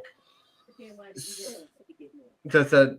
Like again, if now we play that against the Kings, if we don't start Dobesh, there's a problem. Right. And, and to go back I to will say, Michkov, hold yeah, on real quick. To go back to yeah, Michkov, actually, this is interesting because you guys said he hasn't really played a lot, which is true. He's 12th on the team in minutes, ice time minutes, and he's still 7th in expected goals. He's still 8th in assists. He's he's he is, oh shit, yeah, he's 14th in goals. But he's still eighth in points. And then you look at share of possible ice time. It's horrible. He's 14th. I don't really understand that at all. It doesn't really make sense considering he's probably other than Owen Tippett and Konechny and probably actually other than probably Zegras, he's probably the most offensively talented player on the team. So Mhm. you kind of look at that and it's like it's tough, but he's third in penalty minutes on the team, which is probably Michkov?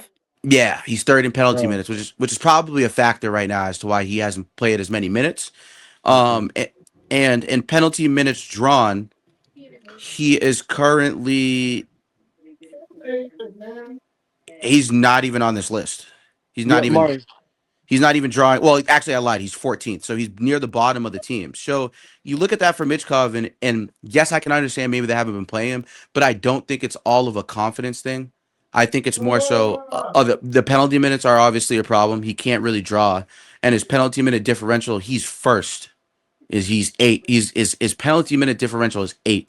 And you guys know Tortorella is you guys coach, right? No, No, he got No, it's fired. Talkit. Rick Tockett. He got Oh, fired. so a similar guy to John Yeah, Tortorella. it's another defensive coach. Yeah, and that's the reason why he's not playing. And in terms of shots blocked too, as well, he's damn near last on the team. Shots blocked by player per game. He's damn near last. He's third worst. Shots blocked by player per 60. Um, he's 16th in terms of takeaways. It's odd that he has 5 takeaways, which is third on the team, but he leads the team with 27 giveaways. This is why he's not playing. He's just young.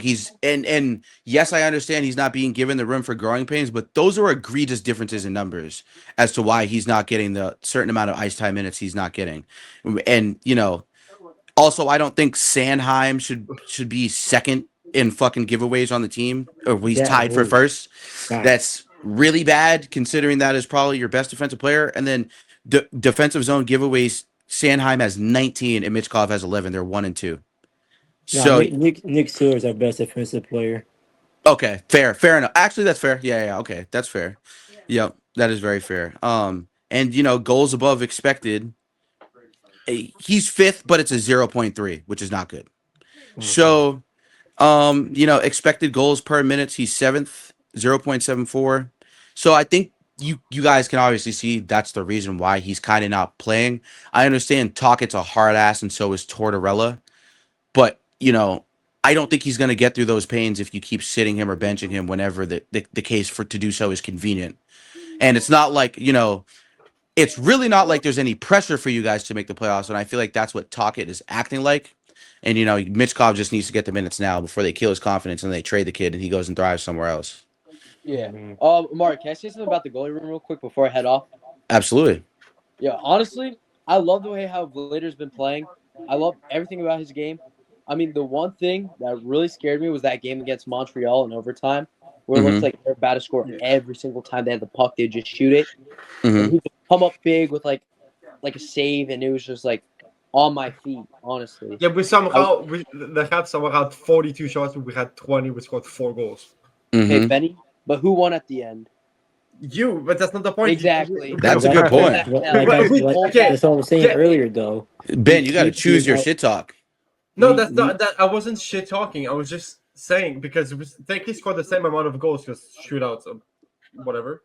But it's like 4-4, but they had us more shots. But the goalie, the Flyers had less, but they allowed more goals, like the same amount of goals. Yeah, bro said your goalie's ass. If you look at the same percentage, it is worse on Vladar's side than Mountain, which is concerning. That's why I was saying, like, we can't keep getting outshot every game because it's going to lead to us losing, getting blown out. Like, if this was against, like, Colorado, that was bad. we got blown the fuck out. Yep, absolutely. Yeah, I mean, I'm looking forward to the Flyers. I'm looking forward to the Canadiens. Obviously, us Bruins have no expectations. the Devils are playing really well. The Canucks did a great job. Have done a great job this season so far with what they've been able to produce on the offensive end, enough to a point. So, awesome recap so far. The first 15 games. I am very excited for this season. Another team I kind of just obviously want to shout real quick, or two teams. The Ducks and the Sharks look dangerous, man. They look dangerous, and the Ducks right now are Offensively, killing not it. defensively. Right, but it's still dangerous. If you can just I mean, if you can just outscore every team, duh, what does it even matter? If you could just Duh.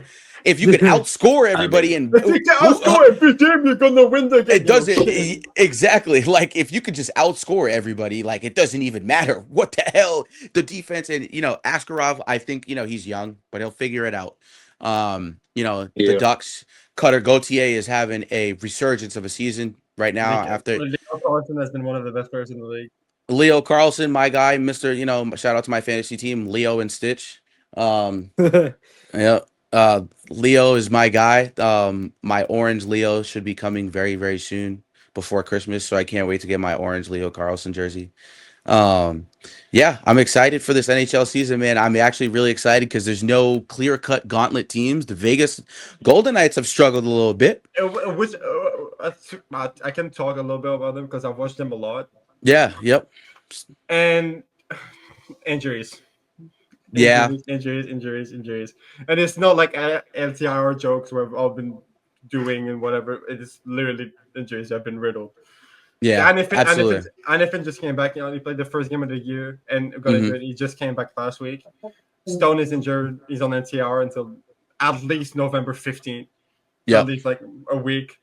Aiden Hill is injured. Like the team itself is not bad, but it could be better when you have the Sharks, the Ducks. I mean, it was a good game on Saturday. I'll be honest. Yeah, but the Ducks, there's just at this point, if they continue like this, which I'm assuming they will, because we're all like guessing they were gonna make the jump eventually. I think this year is the jump they're making, and it's like that division as well. It goes Anaheim, Vegas, Seattle, LA, San Jose, Vancouver, Edmonton, and Calgary. Unfortunately, but that division is going to be insane for the year. I think, like LA is bouncing back from a bad start. There's San Jose and Anaheim that are electric to watch. Vegas is a powerhouse, so it's not a problem. The thing with Vegas is that they really when they have bad games, it's really bad. They were on like a Florida trip like 2 weeks ago, and there was like back-to-back games in Florida. Like it was Panthers and then Tampa. Both these games were really bad offensively. Yeah. They were getting dominated offensively, and they couldn't do anything offensively. Defensively, they could like barely contain the offense, and it was only like all the goaltending. Like goaltending was like if the goaltending wasn't there, the goaltending was worse.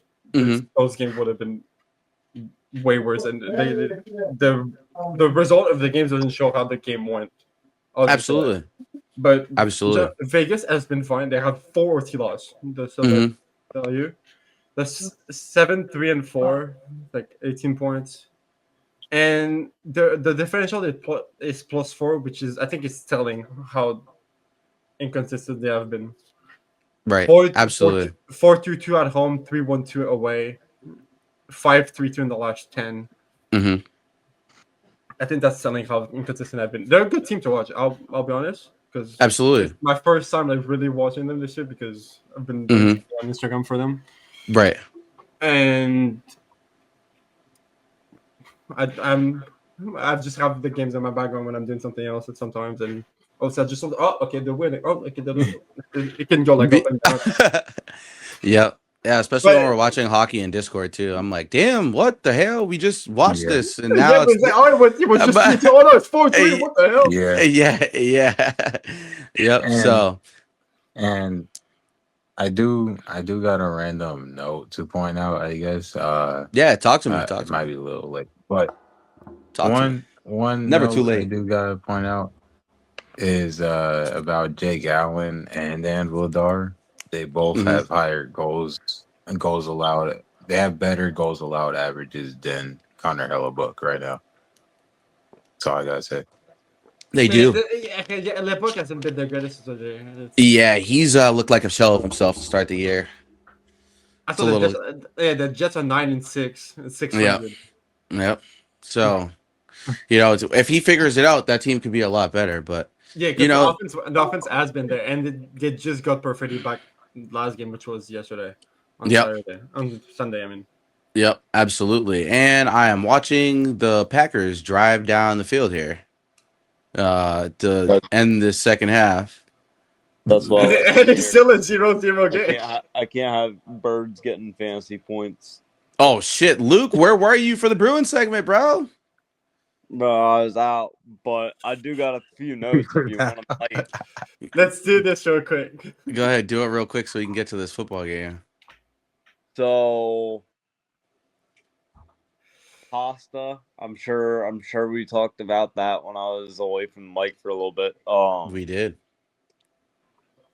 I still think Pasta's an amazing player, but this knee issue he's dealing with, it it's clear cut, it's evident, and the play style is different because of it. There's some times out there Pasta just looks gassed, and he's not even doing long shifts.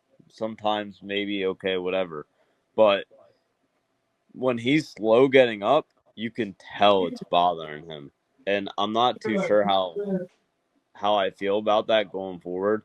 I'm not gonna say trade Pasternak because I have a brain, but Right. Yeah, but you're not like these dummies just in the summer. Oh, good for passion. Like he hasn't been great. Shut up. but it's a bit concerning because it's not the Pasternak play style that we all know and love. Um, I'm gonna jump. I'm gonna jump to Fraser Minton. So, Absolutely. fun stat: out of all the forwards in Boston, trailing only behind Mark Kaslick with 23 shots blocked, Minton has the most shots blocked by a forward on the Boston Bruins team. No shock there.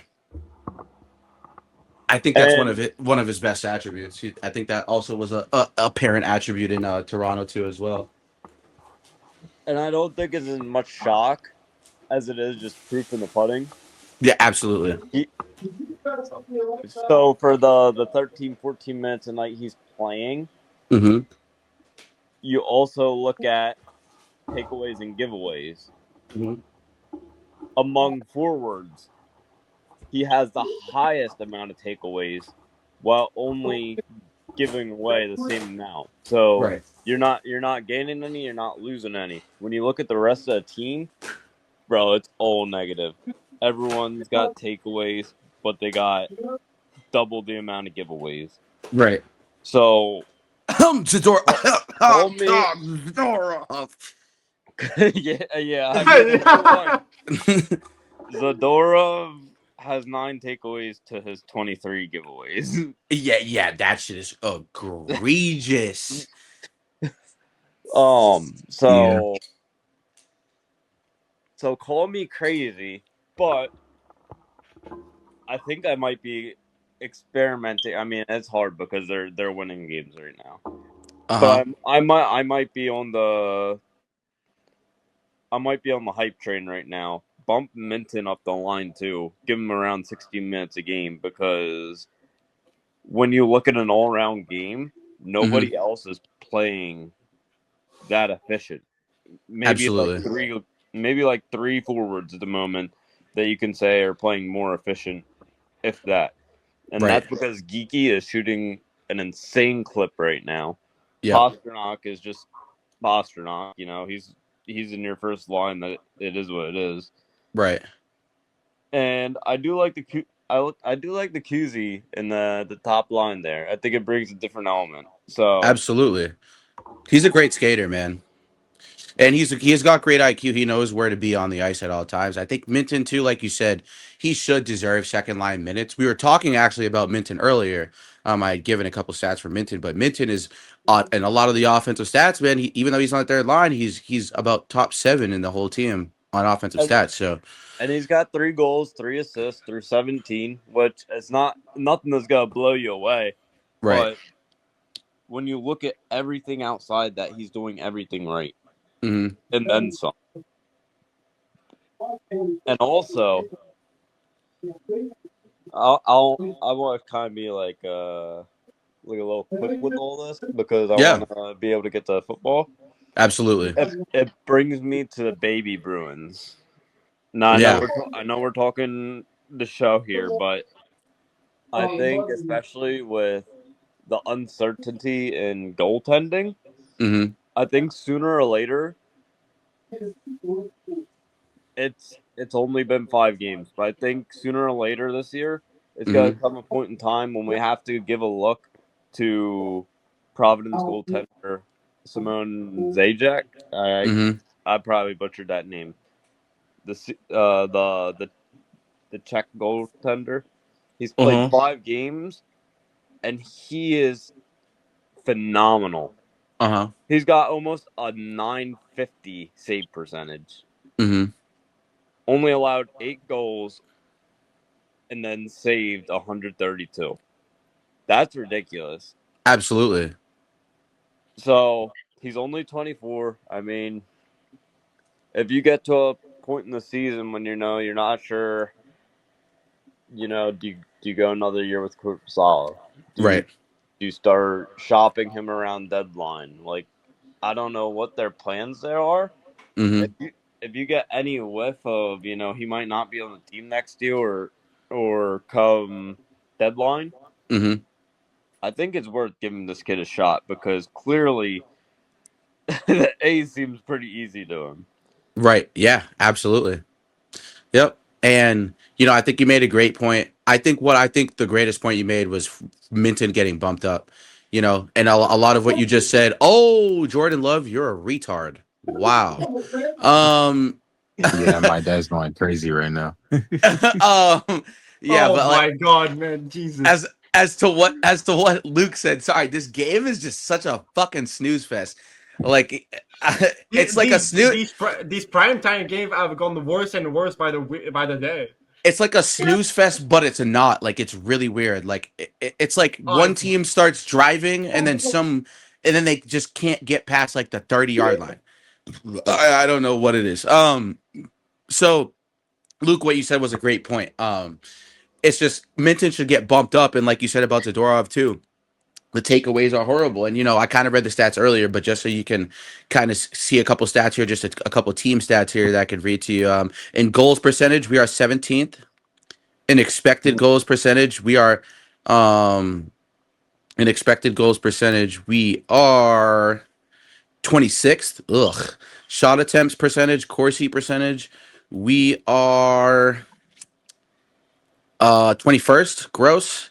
Unblocked shot attempts percentage, we are 20th. Absolutely disgusting. Goals for, we are oddly enough ninth. I don't know how that makes sense, but I'll take it, honestly. I'll fucking take it. And we are, in terms of goals against, we are bottom 7. You love to see it. Hey. Goal differential. Yeah, but I don't even really want to talk about that Uh, one. But we're oddly enough, we're 17th, a -1. Expected goals for, we are 16th, and expected goals against, we are. Oh, jeez, that is horrible. yeah, Jeez. I knew the team chat. Oh, we're bottom 5. That is horrible. I don't even think I said that one earlier. Expected goal differential. Yeah, we are bottom 7 again in that. So, yeah, that's And, lo and behold the story of the Boston Bruins this year, Luke. and another not to just keep glazing Minton, but he's one of the best takeaways from the team this year. And Mm-hmm. even though the stats are kind of similar, Misleading. Yeah, to what he did in Toronto, Hmm. he's more improved player from that team. And he's still only like what, 21 and a half years old, so Yeah, I think. not Yeah, not yeah. not every I think player is he's going to be putting up Leo Carlson or beat our numbers in right. their second, third years, whatever. But he's also winning what, 52% in the dot, and Yep. then he's one of our leading rebound creators as well. So Yeah, he's only he's 21. I'm not saying hand him the keys to the city. Just bump him up, give him an extra 2 minutes a game, 16 minutes a game ish. I think you might be pleasantly surprised with the outcome. Yeah, he's earned it. I agree. I think what you said is spot on. He's earned it, and thankfully, he's a guy that we are looking to like have part of this team to build around. Same with Kuzi. And if Kuzi is getting first line minutes, I don't see why Minton can get second line minutes. Absolutely. But yeah, what an awesome episode, guys, of the Spoke. I'll just Sure. finish it off. But the Devils In are the lost, middle of my outro, are you fucking serious? and the the Devils have lost again at home. Well, they suck. We know that, guys. Wow. Ant's team fucking sucks. The Canadians blow, and Whoa, so does whoa, every whoa, whoa, whoa! and so does every other team except for the Bruins, guys. Welcome back to the Spoke Peace Center show. Thank you guys for joining us. We will Wow! see you guys. We will see you. We will see. Yeah, fuck the Canucks. We beat them in the Stanley Cup. We will see you guys next week. Thank you Wow. guys for tuning in. Love you guys. Peace. It's- Peace.